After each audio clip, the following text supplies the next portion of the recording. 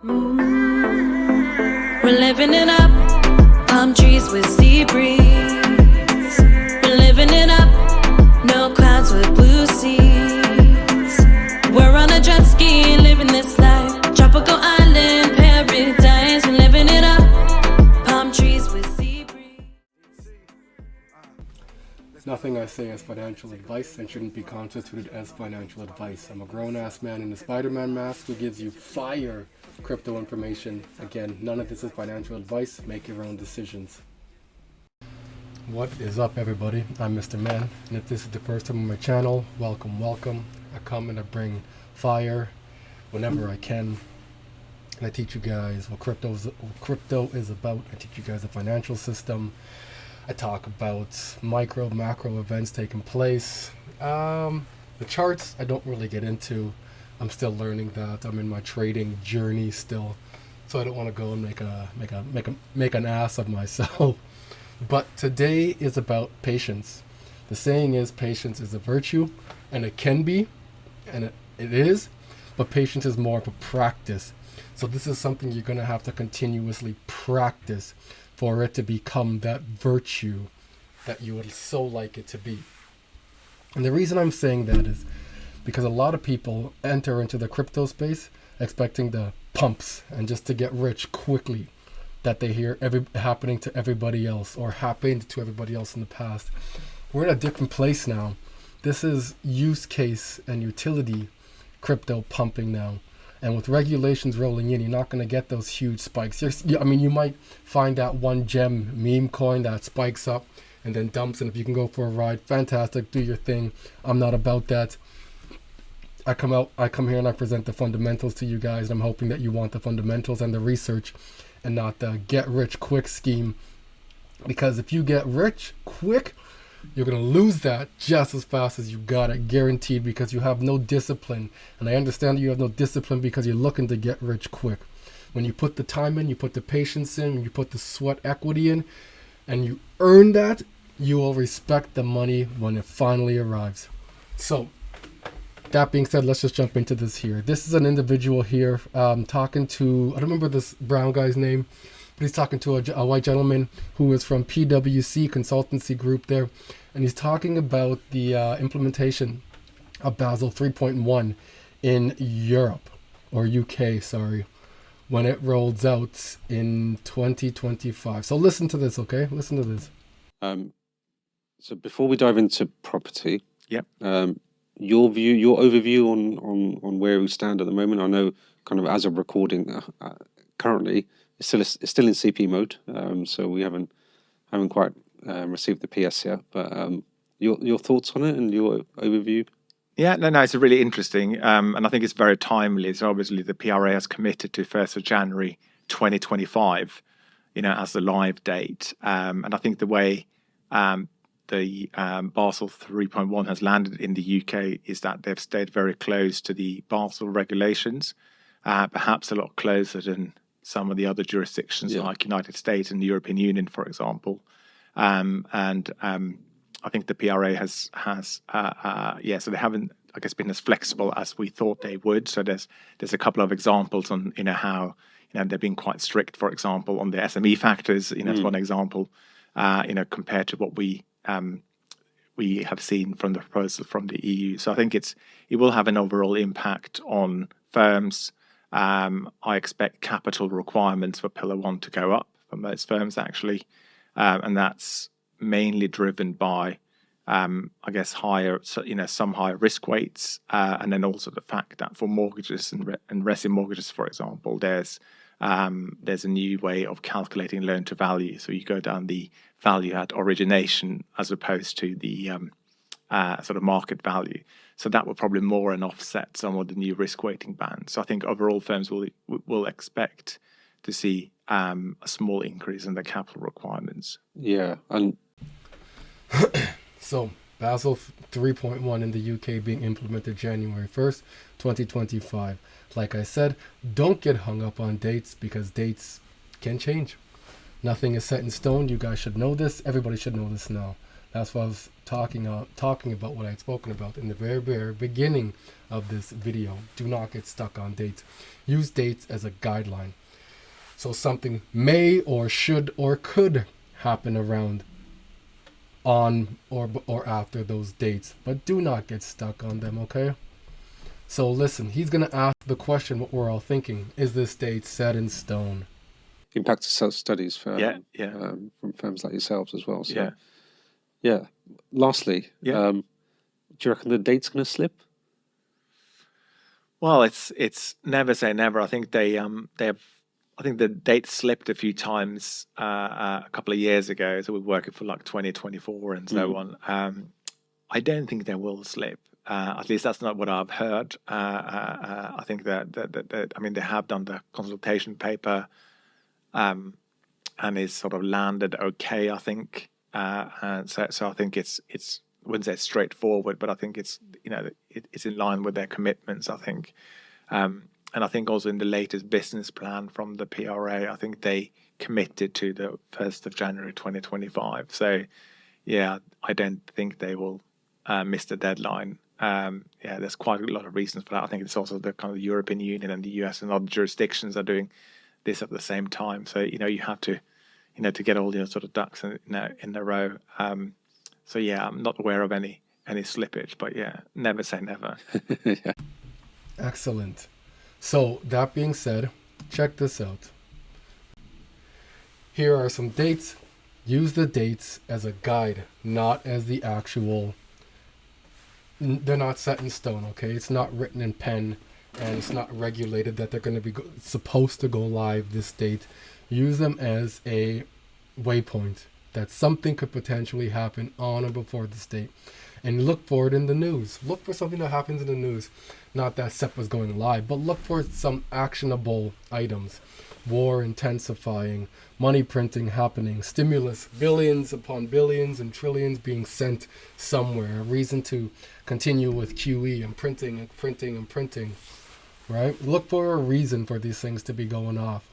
So we have SEPA, we got DTCC, or CC, SWIFT.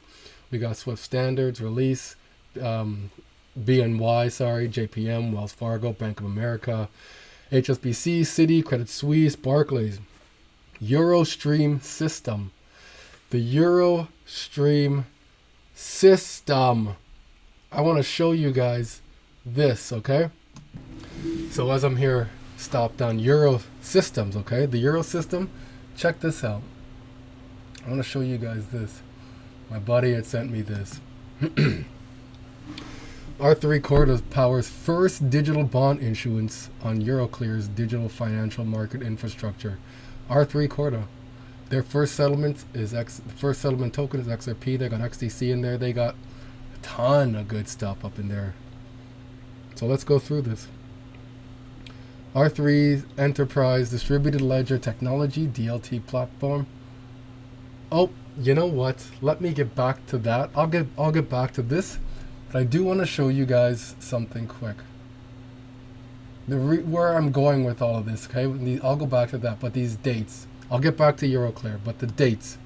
So, this came out just yesterday. Today is October 25th. This came out October 24th. We were talking about dates and not getting stuck on dates. The migration of SEPA payment schemes to the 2019 version of ISO postponed to Sunday, 17th of March 2024. Since the end of March 2023, the European Payments Council, EPC, has closely monitored the SEPA payment scheme participants' preparation to migrate to the 4 SEPA payment schemes. The SEPA payment credit transfers, the SEPA instant credit transfers, the SEPA direct debit core, and the SDD business to business SEPA scheme. So now we had originally going live 2023, November 19th, aligned with all the other banks going off. Apparently 80% of banks going off, as you saw in my past video. But here now we have SEPA holding off, okay? So let's learn who SEPA is, who's holding off till 2024. So here we have in front of us now the places or countries that are part of SEPA and not going live this November in terms of ISO 20022. Here we go. I don't know what the Island is. Never heard of them. Andorra, Austria, the Azores, Belgium, Canary Islands. Oh no! Canary Islands is part of SEPA, and they're not going live this November. Good to know. Cyprus, Estonia, Finland, France, Germany, Gibraltar, Greece, Ireland, Italy, Latvia, Lithuania, Luxembourg, Madeira, Malta, Monaco, however you pronounce it, Netherlands, Portugal, San Marino, Slovakia, Slovenia, and Spain. So those are the countries that are not going live until March 17th, 2024. All right? Never get stuck on dates. But just know that when it pumps, it'll be a coming to Jesus moment, and you'll be grateful that you had this opportunity to accumulate more coins, should that be your ultimate goal. We're all here for different reasons, right? I don't know what yours is. I know what mine is, and I could talk to you about mine. Feel free if you see me on Twitter to let me know what your motivation is, and even in the comments below here on my YouTube, let me know what your motivations are. Okay, why are you here? What's your goal? What's your purpose? What is your why to be here? So let's go back. We are reading about the Eurosystems security, which is, where is it? Right there, R3. So the transaction represents a major development in Euroclear's ongoing distributed financial market infrastructure, harnessing the power of R3's platform to improve the transparency, speed, and resilience of the bond issuance process. Big shouts out to R3 for doing this. The first ones to issue to send out an issuance bond.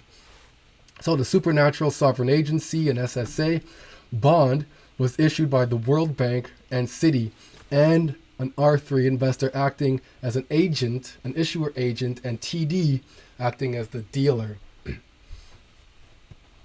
So TD wanted to do this. R3 was the dealer, and the goal was with Citibank and World Bank to move that issuance. That's what those two banks wanted to accomplish. Citibank and World Bank were like, okay, we have this bond. We want to issue this bond, whatever this bond was.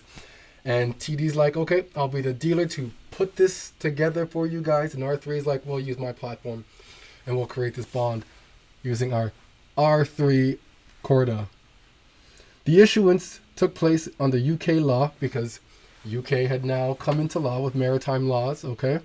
And MICA, which isn't implemented yet, but maritime laws, I want to say it is, with regards to the EDTA, Electronic Documents Trade Agreement, because we all operate on land under maritime law as well. A lot of people don't know that, but we do. And it was successfully completed yesterday on the 23rd, so 2 days ago, on the 23rd of October. The issuance of the digital bond is another example of R3 Cordas being leveraged by regulated institutions.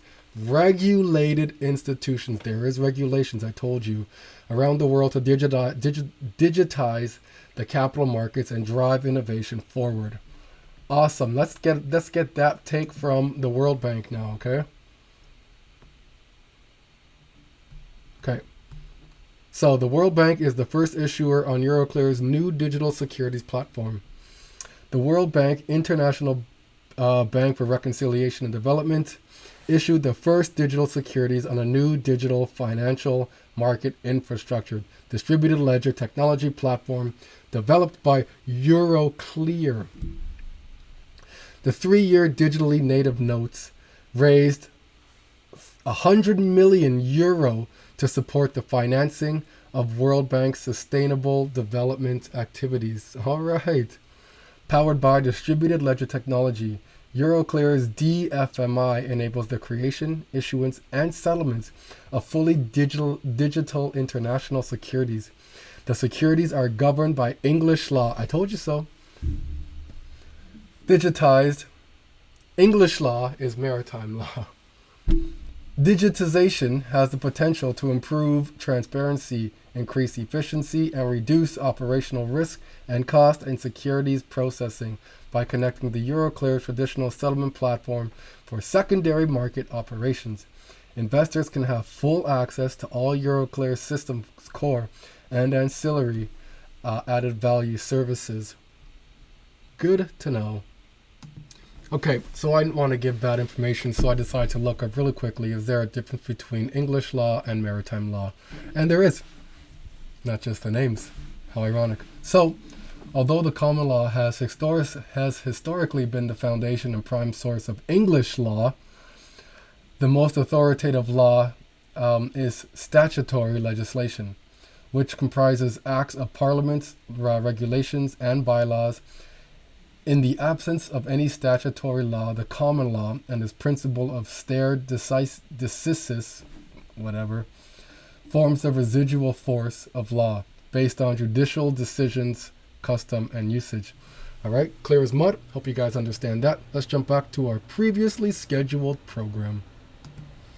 So, now that we know about the November 19th date, and we know that SEPA out of that group there, and who SEPA is not going live until March 17th, 2024, which is cool. We know and have an understanding that MiCA is being implemented December 2023, and we also heard the videos in the very beginning of this recording segment, that Basel 3.1 in the UK is going live January 1st, just after MiCA gets implemented in the UK. Do you see a trend here with the UK? They're going bam, bam, bam, bam. So November 2024, we have SEPA going live. Bam, that's first out there in the UK or the EU, whatever you want to call it. So we have that going first, November, in March. And then in November, where am I? I'm a little lost here.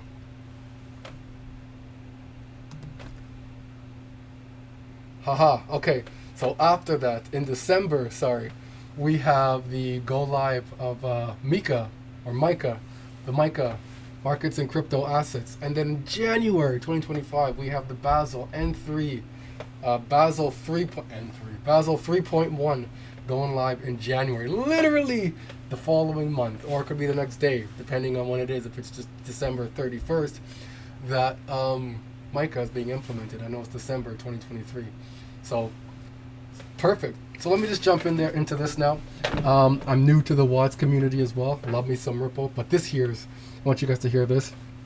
So WadsPay selects Algorand to power a digital asset and payments revolution for its partner network of governments, financial institutions, issuers, and beyond. Check it out. So Monday, April 11th, 2022. I know this is new to a lot of you guys, or new to a lot of you guys there, old to majority of you guys, the real OGs there. But I want you guys to hear this. There's still more to come after this. So WadsPay Worldwide announces a strategic decision to integrate the WadsPay Atlantica engine with Algorand, the leading blockchain network which allows fast transaction processing and finality. WadsPay will leverage Algorand to enhance its blockchain-based solution on its network and for its customers across governments, financial institutions, issuers, acquirers, and processors. While blockchain solutions are gaining awareness and relevance as a technological means to solve legacy payment pain points, real-world use cases and implementations are still lagging behind. The WadsPay team, which collectively brings over 250 years of experience from corporations including MasterCard, Visa, Swift, Ripple, and GE Capital, believes that by working with Algorand also to implement its leading blockchain technology on WadsPay's already in progress projects, they will be able to supercharge adoption in the payments space. Dear Lord have mercy, look at that lineup. Okay, I want you guys to see this. This is a short video. Oh, this is a conversation I was looking into. This is a short video here. I want to say it's 3-4 minutes long, but we're not going to play the full video. I just want you to get to see what the understanding and concept is of what they're doing here, okay? Pay's private blockchain-based solution is both dynamic and thriving, carefully crafted with state-of-the-art technology, extensive expertise in blockchain technology, valuable partnerships for custodial services and settlements, and an unmatched value proposition in terms of high transactions per second, traceability, and low costs. The advantages offered by WadsPay's private blockchain-based solution include convenient payment options at both POS terminals and e-commerce portals, including the use of QR code communication technology, easy token loading and refund options for enhanced flexibility, settlement information to issuer and acquirer, providing instant transaction visibility and prompt updates, hassle-free and transparent settlements between issuers and acquirers, as well as acquirers and merchants. WadsPay has tailored its private blockchain-based solution to effectively address the unique needs of pilgrims during their sacred journey. Each year, millions of pilgrims face numerous challenges, including the burden of carrying large amounts of cash, the risks associated with loss or theft, limited acceptance of international cards, and high transaction costs. Simultaneously, merchants struggle with limitations imposed by high MDR for international cards, which impacts their business growth. To solve this, WadsPay's private blockchain-based solution offers several benefits, such as seamless integration with GDA's extensive network of 1 million merchant points, issuance of pilgrim e-wallets in the pilgrim's home country, and the flexibility to convert and spend tokens into fiat upon the pilgrim's return. WadsPay embeds the capability of transacting with virtual assets within the issuing bank's own branding and experience, while ensuring features and services can be added on demand. Users can activate their e-wallet through their bank account and set a secret PIN, enabling them to transact offline and access a variety of additional features. The e-wallet encompasses a diverse set of features that are easily accessible from the dashboard. To add funds to their e-wallet, users enter their desired amount in their home country fiat and select the option to transfer funds from their bank account. Once the wallet is loaded, users... Okay, so we're not going to watch the entire video as they go over the app and how the app works, but did you hear that? Over the 1 million pilgrimies, they said. That way they can continue to have interoperability and convert into fiat there. You saw them working with Algo, you saw them working with Swift, you saw them working out in Saudi Arabia, you saw them working with Ripple. Alright? I don't know. This company seems like a winner to me, but that's just to me. I hope you guys feel and see the same too, and if you do, man, you know what to do. Not financial advice. Anyways, much love for you guys. Catch you on the next one. We're living it up, palm trees with sea breeze.